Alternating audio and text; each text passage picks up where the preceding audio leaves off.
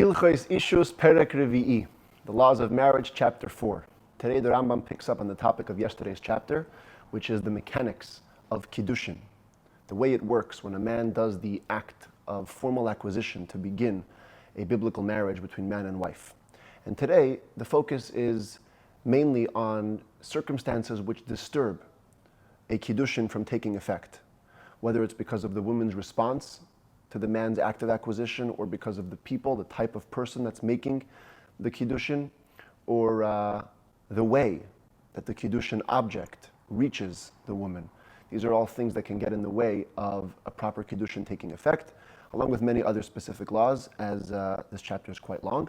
So here we go, without further ado, the Rambam begins, Halacha Aleph. Ein ha'isha miskadeshes ela lirtzoina. A woman can only enter a Kiddushin by her will. If somebody does an act of acquisition to consecrate a woman against her will, there is no consecration. Conversely, a man who was forced, put under duress, until he enters an act of acquisition to be mekadesh, to consecrate a woman against his will, the woman in fact is consecrated. The commentaries explain the difference for the two is because when it comes to divorce, a man is allowed to initiate a divorce, but a woman is not. And so since the woman will not be able to get out of the marriage if she's forced into it, the whole thing doesn't take effect. But a man, since he can make his way out of the marriage at any time, if he's forced into the marriage, we give that forcefulness halachic validity, and the marriage takes effect. Says the Rambam, v'yesh le'ish lekadesh nashim rabbeis ka'achas. Additionally, a man has permission to consecrate a number of women together. V'hu sheyiyeh b'kesef, im kiddush b'kesef, pruta lechalachas v'achas. That's provided that the money, if he's using money, because one of the ways to consecrate a woman is through money or something of monetary value, if the money that he's using has enough for a pruta, a little coin, about 5 to 10 cents worth, enough for a pruta to reach every woman. And in this case, if a man wishes to consecrate multiple women at once, the way you do it is v'yesh la'achas mehan ela'acher lekabel ha'kiddushin al yedei kulan midaiton. One of the women or somebody else is appointed as their agent and accepts the kiddushin money or the document, in the case of a document, on behalf of them all, again with their consent. Says the Rambam Halacha Beis HaMekadesh Asa Isha V'Nasan HaKiddushin Midaita B'Yad Chaverta. An interesting case. A person wants to consecrate a woman, and he puts the Kiddushin money that he's using with this woman's consent into the hand of her friend. So there's two women here. Woman A is the one that he wants to consecrate. Woman B is the one who he's giving the money to. When he places the Kiddushin money in the second woman's hand, he says to her, Ve'at nami, you too. Oy v'chein gam at, or, and also you too. Or some similar expression. In this case, because he has specifically said to the second woman that I want to have you as well, both of them enter into the consecration, because the second woman serves as both the agent for the first one and accepting Kiddushin for herself. But if all he did was give her the money and then say to her, the words on the screen, and you, so and you can be punctuated in a number of ways. The woman who accepted the Kiddushin money, besides for the fact that the original woman, woman A, is certainly mikudeshes, she certainly enters into consecration, the question is about the second woman. The second woman's status of Kiddushin is in doubt. Perhaps the person only intended to see what was in her heart. As if he said to her in a question tone, and you, what do you say about this? In other words, on the screen you can see, when you say and you, either you can mean you too, with a period, or you can mean and you? What do you say? You too? And that's why, this is how we can explain it, rationalize it. That's why she took the money. She can imagine that the man is telling her and still waiting to ascertain what's going on in her heart. And because of this, the Kiddushin for her can only be a Kiddushin in doubt. Because we don't know if he said and you for sure, or it was a question. Gimel Amar La, if a person tells a woman, here, take this dinar, that's a type of coin, and become consecrated to me through it.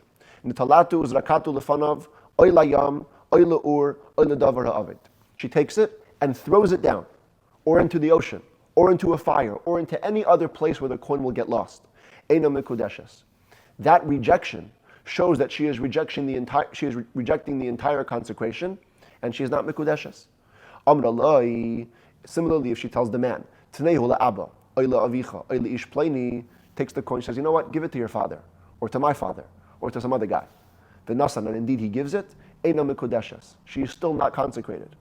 Because the sentence, give it to your father, give it to my father, isn't an instruction by which to complete the Kiddushin. It's a way of rejection. It's a way of saying, I'm not interested in this. Give it to my father, give it to some other guy. Not interested.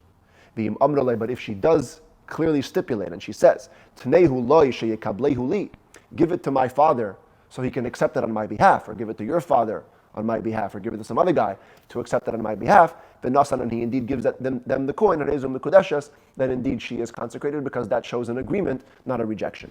If in response to the person's offering of the coin, she says, put it on the rock, she doesn't want to take it, that's also a statement of rejection, she is not consecrated. But if the rock belonged to her, then indeed she is consecrated, because we're going to see later in this chapter that if you put the money for the Kiddushin not only into the woman's hand but into her possession, she also becomes consecrated. If the rock was jointly owned by this man and this woman, the Kiddushin is now in a state of doubt, because we don't know if the intention was put it on the rock because it's your possession, or put it on the rock because it's my possession and I want to take it. And this is going to again be reflected later in the chapter where we learn about the same concept, that in a joint place, if a place jointly owned by both the man and the woman, Kiddushin cannot take place in a definite way. Amar law, if a man tells a woman, he's skachili bekikar zeh, here, take a loaf. Remember, you don't have to use actual money, you can use monetary value objects. So he puts a loaf of bread into her hand, and he says, here, become consecrated to me through this loaf. Amar Allah, she says to him, Tnei ani, give it to a poor man. Even if we happen to know that this poor man actually relies on this woman for his sustenance, in this case, the instruction to give that poor man the loaf is not a means of agreeing to consecration. It's simply saying, you know what, I have no use for this bread, give it to that guy. If in response she says, give it to the dog, also, it's not a consecration. She's simply saying, get it away from me. But if the dog belonged to her, then indeed she is consecrated, because here, different to the poor person, there's a clearer, closer relationship with her and the dog, and therefore when she says, give it to my dog, that's an agreement. If the dog was running after her to bite her, she says, you know what, give it to that dog, I don't want to be bit by the dog. So now, even if it's not her dog, there's an element of saving herself that's happening through the loaf. Saving herself is a type of usage of the loaf, which might imply an agreement to the Kiddushin. So the Rambam says, she is in doubt about whether she is consecrated or not, because there's a partial way of saying rejection, there's a partial way of saying agreement. The commentaries here talk about this whole halacha was the woman responding to the man's offer of Kiddushin. But what if the woman approaches the man initially and says, here, take the loaf of bread, give it to this dog, and by that means I will become consecrated to you. Because we're going to see later that if a man can provide a benefit or a pleasure to a woman, even if she doesn't receive the direct money, that can also make her mikudeshes. So what if she tells the man, again, approaching him, would you be so kind, give this loaf to this poor person, to this dog, and I will become consecrated to you. And over there, the commentaries say it's a doubt. There's an element of agreement there. But there's also an element where we can say that it's not a Kiddushin, so it's in doubt. Hey, fascinating story. Not really sure how this could happen, but I kind of came up with the case. There's a market day, and we have our Yemenite guy. He's selling some fruits. There's a guy selling fruits or selling some utensils or articles of clothing or whatever it is. A woman comes to the stand and she says, please give me some of the fruits, give me some of the clothing. Guy sees an opportunity. He tells her, hey, if I give you these fruits or I give you this clothing, will you become consecrated to me? If she says yes, in honesty, authentically, and he gives her the fruit, she actually becomes consecrated. But if her response indicates that she's not interested in this game, she says, hey, give me some fruits, or throw them here, or any words whose concept is, don't fool around with me, don't play games with me in these matters, just give me what I'm asking for, and then he gives the fruit or the clothing, of course, she's not consecrated, because there was a clear rejection of the whole Kiddushin offer. It was just, let's do business and not anything else. In a similar case, a man is drinking wine. And she says, the woman says to the man, hey, give me a cup. He tells her, opportunity. Hey, if I give you some wine, will you be consecrated to me with it? And she says, hashkeni hashkais, man, give me a drink. Aitain, hashke, hashlech, or give it, drink it, throw it. In all these cases, she's not consecrated. Because the matter here is obvious. What she's saying is, just give me a drink. And don't play around with me with any other things. Vav. Turning now from the woman's response to a new topic. If somebody does a Kiddushin act in the presence of only one witness. Yesterday and before that, we've seen already, any Kiddushin act in order to be valid has to be done in the presence of two witnesses. What if a guy does it in the presence of only one? We do not even suspect, there's not even a trace of Kiddushin over here. Even if they both agree, in other monetary matters, if two people can agree that something happened, we believe them. We don't have to have witnesses to verify it. Here, we need to have two actual witnesses. How much more so this is applicable if there are no witnesses at all. And the reason, as the commentaries give it famously, is because witnesses when it comes to marriage are very different than witnesses when it comes to money. Witnesses when it comes to money are only there to verify the facts. We need to have record. So watch this act, so that later if any issues come up, we'll be able to rely on you to tell us whether it happened or not. It's called in Hebrew Eidei Birur, witnesses of clarification. Witnesses of marriage, on the other hand, are what's called Eidei Kiyum, witnesses of bringing into effect, or a fancy English word, notarization. In other words, the witnesses are part and parcel of the ceremony. By watching the Kiddushin take place, they are making it happen. And so if you don't have those two witnesses present, we're not just worried that later we're going to be able to have doubts about the facts, whether it happened or not. There is no Kiddushin. The marriage hasn't begun if two witnesses didn't watch it. And therefore you have to have two witnesses, and even one doesn't work. What if you have two witnesses, but they're not kosher? They're biblically disqualified. In the 14th book of the Rambam, there's a whole section of laws called the laws of witnesses. And there the Rambam discusses at length how there are different levels of disqualification from testimony. Some witnesses are disqualified on a biblical level. Some are disqualified on a rabbinic level. So the Rambam says if you're using witnesses who are disqualified on a biblical level, of course, the Kiddushin is not valid, there is no consecration. But if you're using men who are disqualified from testimony rabbinically, or witnesses who we are in doubt whether they are biblically disqualified, if the man wants to actually go ahead and consummate this marriage, because again, Kiddushin is only stage one, then you have to actually go and consummate it, and we'll see later in chapter 10 how that consummation looks like. We don't give validity to the first set of witnesses, and you have to go again and do the Kiddushin in front of kosher witnesses.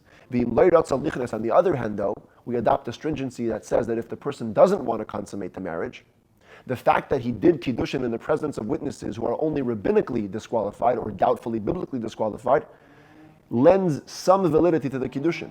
And therefore, tzricha get mimenu misafek, the woman, in order to dissolve this marriage, needs to have a bill of divorce, a proper bill of divorce written up to get her out of this marriage.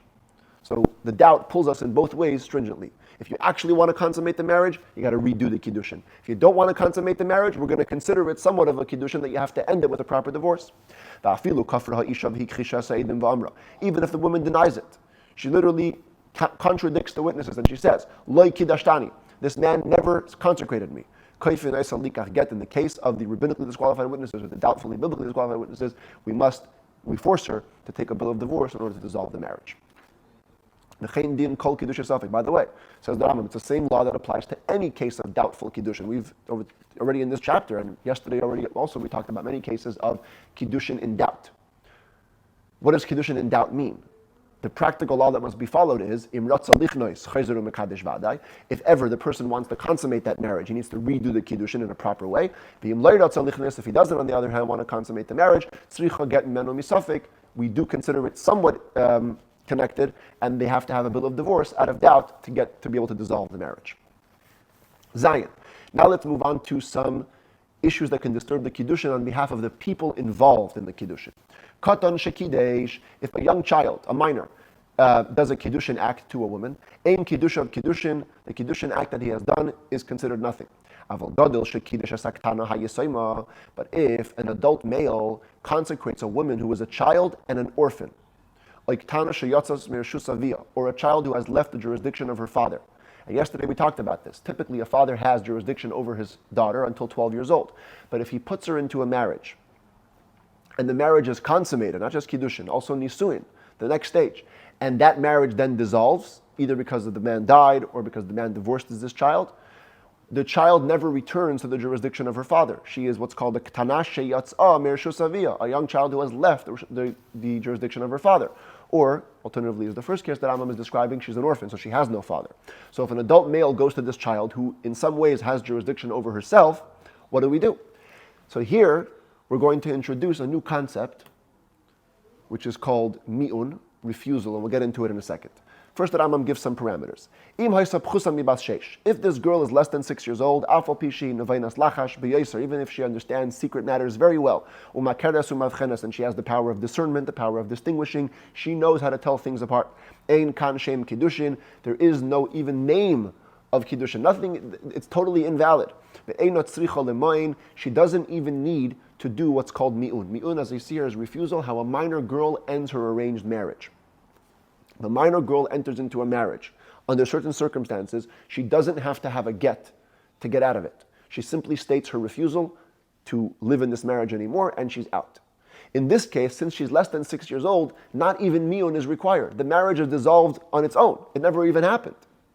On the other hand, you have a girl who's in her own jurisdiction and she's 10 years and above, even if she's super foolish, since she willfully, consentingly accepted a Kiddushin,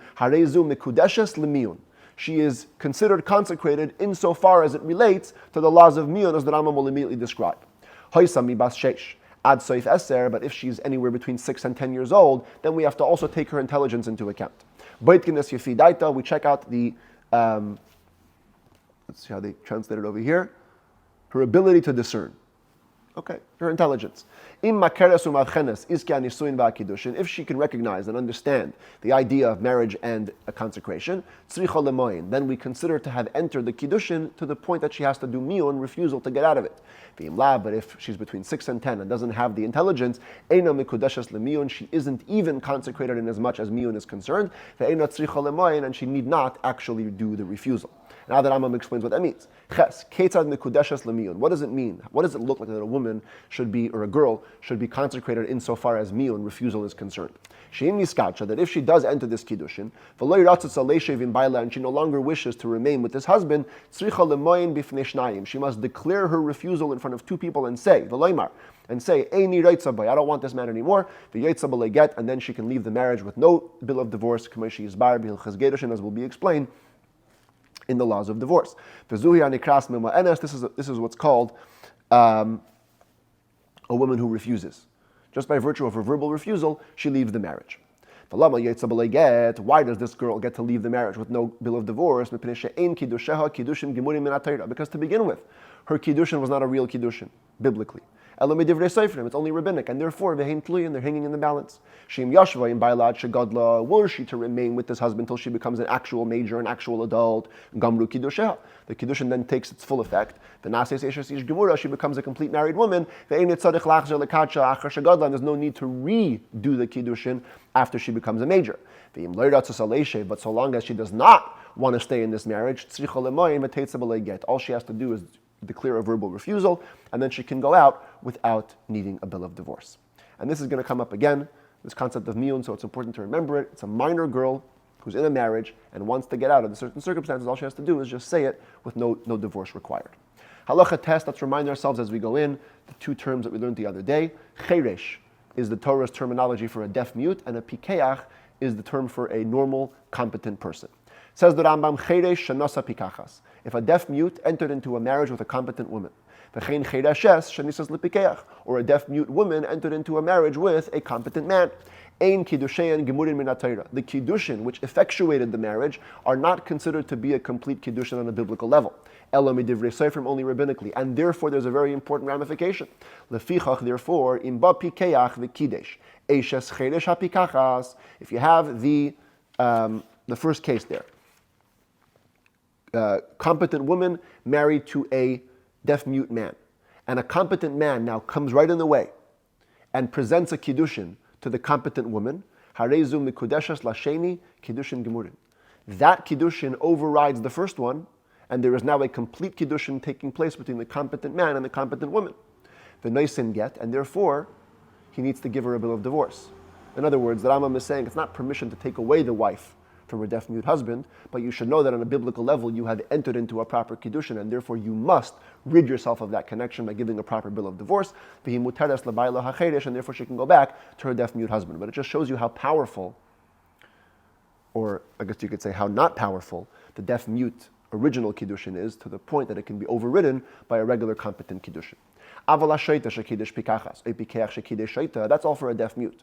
But if it's a mentally unstable person who consecrated a competent woman, or a consecrated man, or a competent man consecrated an incompetent, mentally unstable woman, ein kam Kiddushin klal. There isn't any level of Kiddushin here at all. Not biblically or rabbinically. So that's as far as the deaf mutes and the competent people. Next, we're moving on to another term we had, the Sris Chama and the Sris Adam, the impotent man, whether he's naturally impotent or impotent by human intervention. Says the Rambam, Saris Shekidesh, if an impotent person entered into a consecration, Bein Sris Chama, Bein Sris Adam, whether he's naturally impotent or impotent by human intervention, V'chein Eilen is Sheniskacha, or a woman who is barren, cannot have children, and she put herself into a consecration, Hare Elu Kiddushin Gemurin, the consecration takes effect on the fullest level, even though we're going to see later that a person who is castrated or impotent cannot marry into the Jewish congregation, but if he took the step and transgressed and did it anyway, the consecration takes effect. Yud Aleph, some more terms we learned the other day. Tum Tum and androgynous, people that were in doubt about their gender, either because it's blocked or because they have both organs. Tum Tum androgynous shekidshu isha, shekidsh ish, if a Tum Tum who is the blocked skin, androgynous, the hermaphrodite, who consecrated a woman, or a man consecrated them, Hare'elu Kiddushe Safek, in both cases the Kiddushin is in doubt, Utzrichin get mi Safek, and to dissolve that marriage, or that connection, they need to have an actual bill of divorce drawn up. Yud Beis, another term from the other day, Erva, a woman forbidden to you on penalty of excision. This is the highest level of biblical prohibition in forbidden relationships. So, we learned the other day that they're actually forbidden. The question is, what if you transgress and enter into a marriage with them? If somebody presents Kiddushin money to one of the women who is forbidden to him on penalty of excision. Let's go classic, your sister. You go over to your sister and you give her Kiddushin money. Says the Rambam le'asa klum. You have done nothing. She'ein Kiddushin toifsin la'erva. Kiddushin does not take hold when the woman in question is forbidden to you on penalty of excision. Chutz min hanida, there's one exception to that, a woman who is menstruating. Sha'amekadesh hanida, if one goes over to a menstruating woman and gives her Kiddushin money, harezum mikudeshes Kiddushin gemurin. The Kiddushin takes fully effect. Ve'ein roi la'asis kain. It's not good to do that, but technically it takes effect. And this has a very practical ramification in our days when we do Kiddushin under the chuppah. We do it on the day of the wedding. Now, dates of the weddings today are planned well in advance. It's not always easy to foretell the woman's cycle. And sometimes it happens, many times it happens, that women end up getting married on a day which are during their period. And the Kiddushin has to take place. This halacha is what allows for those weddings to go forth. The fact that if you are Mekadesh, a Nida, that's okay. Of course, on that night they cannot be in the same room together, they cannot have relations, but the point is that the Kiddushin definitely takes effect. Halacha Yud Gimel, Eishes ish shepashta yada v'kibla Kiddushin me'acher bifnei baila. Shocking story. Man and woman walking down the street, they're supposed to be married ostensibly, yes? While they're walking, the married woman stretches out her hand to another guy and accepts a Kiddushin offer while her husband is watching. Counterintuitively, says the Rambam, Harei zu mikudeshes lasheni. The consecration takes effect. She is consecrated to the second man. Why? Interesting halachic rationale. Sheha-isha she'amra lebaila b'fanav geirashtani ne'emenes. We have a principle, and we'll talk about it later in the next set of laws of divorce, that if a woman tells her husband straight to his face, you divorced me, she's believed. Ne'emenes. Chazaka ein isha me'iza pana b'fnei baila, because we have a presumption that women do not say brazen things to their husband into their face. And therefore, if she's so preposterous to say, you've divorced me, we have to believe her. So taking that back into our case, when she stretches out her hand to the other guy and takes the Kiddushin, in effect what she's saying is, I'm no longer married to you, you've divorced me. And since women are not presumed to act brazenly in front of their husbands, what she's doing must be true. And therefore the second Kiddushin goes into effect. But if the second guy were to prefer the Kiddushin to her when her husband was not present, ein Kiddushin taifsin ba, then the Kiddushin does not take effect, doesn't take hold, unless you can provide proof that she was actually divorced before the Kiddushin. The act and essence of putting out her hand to accept the Kiddushin from the second person doesn't mean anything when the husband's not there. Kol shalei b'fanav mi'iza. The halachic rule is that if the woman is not in the presence of her husband, she has no problem acting brazenly against him. It's only in his presence that it means something. Out of his presence, she has to prove her status. I should point out that the Rambam in Shulchan Aruch says that it's a sensitive topic because today women do tend to sometimes act brazenly even in front of their husbands, and therefore we have to deliberate very carefully in such cases to consider whether the Kiddushin should be valid because the nature of things have changed. Halacha Yudalad HaMekadesh Achas Min HaShniyos. Let's remind ourselves of these three terms. Shniya is a woman forbidden to you rabbinically. Isurei Lavin is a relationship forbidden on penalty of a negative prohibition. Not excision, it's a lesser level of biblical prohibition. And Isurei Aseh is a relationship forbidden by a positive commandment. Also forbidden relationships, but not the highest level. So the Rambam says, HaMekadesh Achas Min HaShniyos. Oimei Isurei Lavin. If somebody were to give Kiddushin money to a woman forbidden to him rabbinically, or forbidden to him by prohibition, or forbidden to him by a positive commandment, and also a yavam, a person who has done levirate marriage, that extends Kiddushin to the co-wife of his yavama. Okay, we're going to have a whole set of laws later in this book dedicated to yibum, the laws of levirate marriage. But in short, it goes like this. If a couple is married and the husband dies childless, the husband's brother has a mitzvah to marry his dead brother's widow. That's called yibum. Now, in times of old, it was customary many times people to marry more than one wife. So what happens if this guy's brother was married to two women and he dies leaving them both childless? So technically, the brother has a mitzvah only to marry one of them. Not only is there a mitzvah only to marry one of them, there's actually a prohibition to marry more than one. So, this would be a case, Yavam Shekidesh Tsaras Yavama. The Yavam is called, the brother who actually does the Yibum is called the Yavam. The woman who Yibum is being done to is called the Yavama. So the Yavam marries the Yavama, he does the mitzvah of Yibum, takes his dead brother's wife in marriage, only one of them though. And then he goes over to the Tzara. Tzara is a name in halacha for a co-wife, a second wife. He goes over to the second wife and he extends her Kiddushin as well. That's a prohibition, but it's a lesser prohibition. And therefore the Rambam says in all these cases, Harezu Mikudeshes Kiddushin Gemurim. The Kiddushin that was offered, even though it was in transgression of the Torah law, it takes effect. Chutz, with one exception, Mi Yavama Sheniskad Shel Lezar. Let's go back to that Yavama. Forget the two-wife case, a regular wife. Husband and wife are married, husband dies childless. While the woman is waiting for her dead husband's brother to take her, she cannot marry anybody else. If she does go ahead and accept Kiddushin from somebody else, even though she's in one of the above categories, Harezum she Mekudeshes B'Safek. She's only considered to be consecrated out of doubt. Here we don't say that the Kiddushin actually goes into effect. Nistapek lachachamim, because the sages were in doubt. Ima Kiddushin toifsin biyavama kishar chayav ilavin.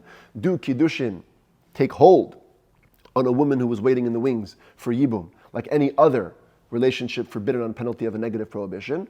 Oy ein Kiddushin toifsin ba ke'erva. Or do we treat her like an erva, woman forbidden to you on penalty of excision, on which Kiddushin doesn't even take hold?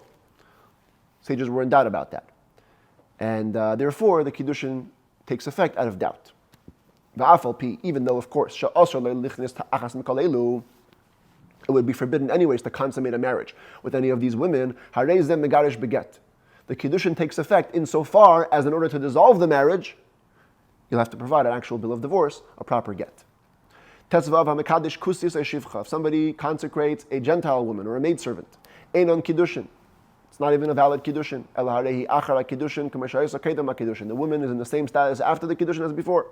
On the flip side, if you have a Gentile man or a slave who extends Kiddushin to a Jewish woman, Ein Kiddushin and Kiddushin. The Kiddushin money is nothing. The whole act is worth nothing. Yisrael mumar shekidesh. What about an apostate Jew? A Jew who denied, renounced his religion, and he consecrates a woman. Even though he purposely, defiantly serves idols. A Jew is a Jew, and the kiddushin that he gives is a proper kiddushin. And therefore, a woman who wants to dissolve the marriage with him has to get a proper bill of divorce, a proper get. What if you consecrate a woman who has a split halachic personality? She was owned by two people together as a slave. One of them freed her. She's now half a maidservant and half a free woman. If you extend kiddushin to her in her half state, the kiddushin doesn't take a full effect until she's freed by the second owner. But once she is, once she's freed, the original kiddushin will go into full effect, like the kiddushin of a young girl, who then goes into adulthood under her husband, in which case the original kiddushin takes effect. No need to reconsecrate her with other consecration money, or another act of kiddushin. If somebody comes and jumps in after she's freed and gives her kiddushin, there's a doubt. The second guy could have interrupted a little process here, and he creates a doubtful kiddushin to them both. If that's the case, that a woman who is half slave and half freed can enter into somewhat of a complete kiddushin, at least one that's waiting in the wings, till she's fully freed, what then is the case of the shivcha charufa, the maidservant that's been designated to somebody, ha'amura b'Torah, spoken about in the Torah? As the sages have understood it, the shivcha charufa is also a woman who is half-half. She's a half slave and half free. But we just said that a half slave, half free can pretty much enter into kiddushin. So what is the law of the shivcha charufa stated in the Torah? Zu misha chetzia shivcha v'chetzia bascheirin shekitcha eved ivri. That's a very specific case of a woman who was half slave and half freed that was entered into kiddushin by a Jewish slave, not by a regular Jew. That's the case where the Torah discusses many difficult and rare laws that relate to that, where the man may be put to death, the woman only has to get lashes. It's a whole thing. If it's on the flip side, a Jewish man has a halachic split personality. He's owned by half slave and half free, and he consecrates a regular free Jewish woman. Harezus fake kiddushin, the kiddushin that he entered in is a doubtful kiddushin. We're not sure if we consider his free half to have done the kiddushin or his slave half, and so he's left in doubt. Yudches shikar shekidesh, if a drunk does kiddushin, kiddush of kiddushin, the act that he has done is a consecration. Even if he's very, very drunk.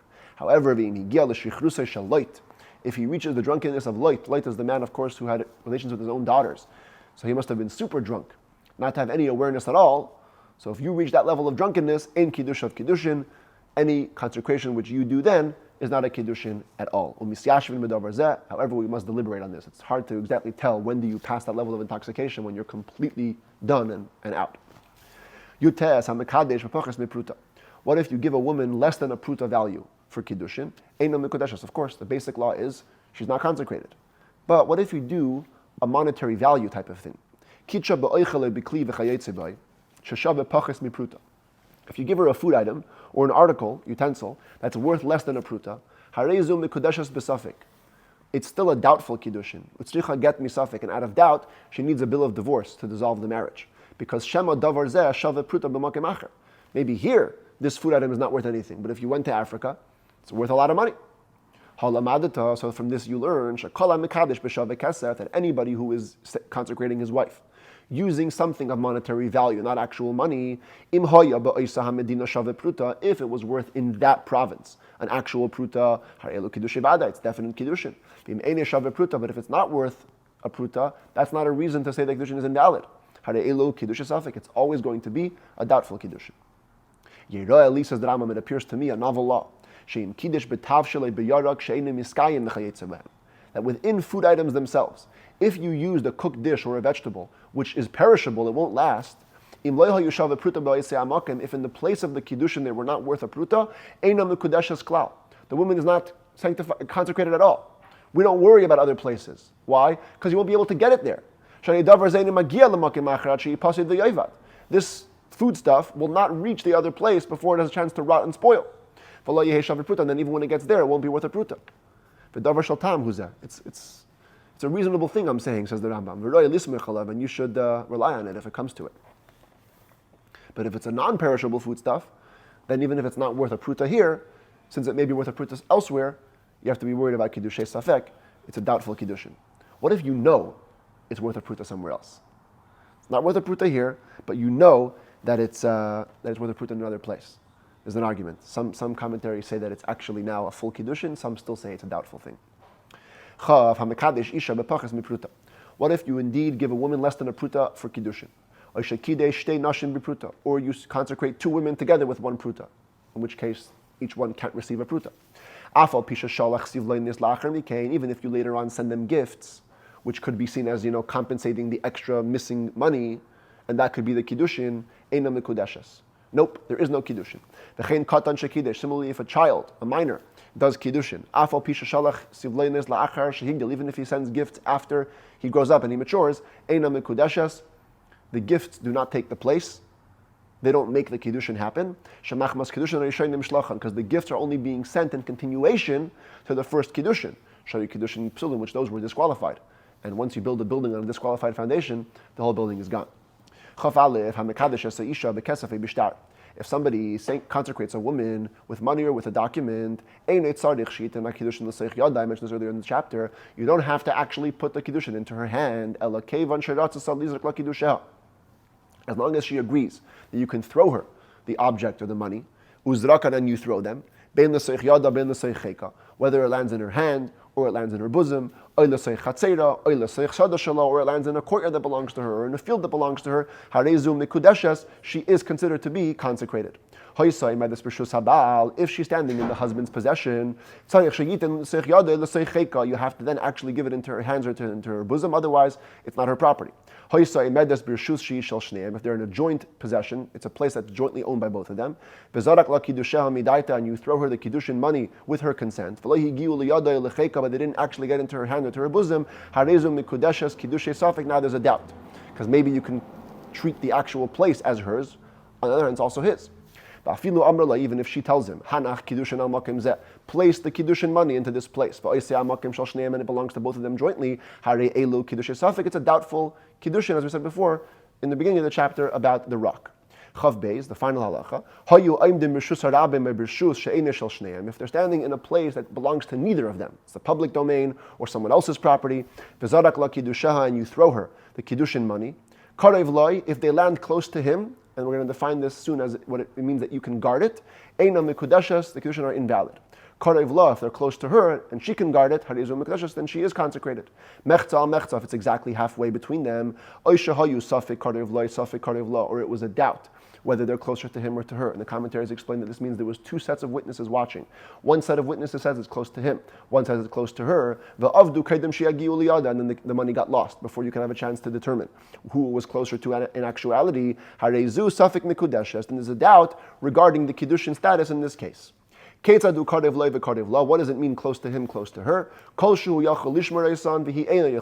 If the man can guard the money and she cannot, that's called close to him.